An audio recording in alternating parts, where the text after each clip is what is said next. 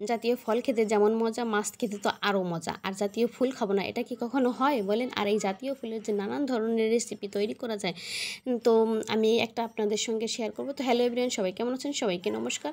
আর আমার ভিডিওটা দেখে সবাই লাইক কমেন্ট শেয়ার দিয়ে পাশে থাকবেন। তো আজকে আমি কীভাবে কী তৈরি করবো সবটা আপনাদের সঙ্গে শেয়ার করবো। তো প্রথমে আমি শাপলাটা বেছে ধুয়ে নিয়েছি।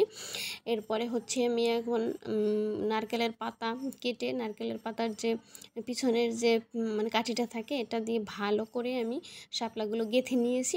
তো দেখতেই পাচ্ছেন। এরপরে আমি আরও একবার ধুয়ে নিয়েছি। এরপর আমি লবণ দিয়ে রাখতেছি যাতে এর ভিতরে যে জলটা থাকে সেটা বেরিয়ে যাবে। তো এটা আমাদের গ্রাম্য ভাষায় কী বলে জানেন? শাপলার ভেউরা।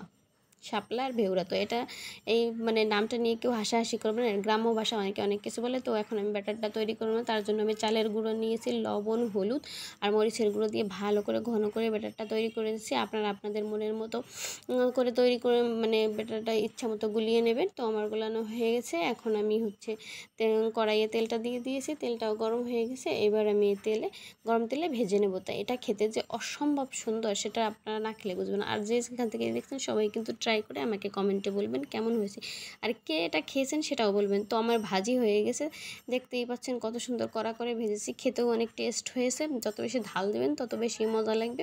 তো আমি তো বেশি ঝাল দিই না, তো জানেন। তো ভিডিওটা ভালো লাগলে সবাই লাইক কমেন্ট শেয়ার দিয়ে পাশে থাকবেন।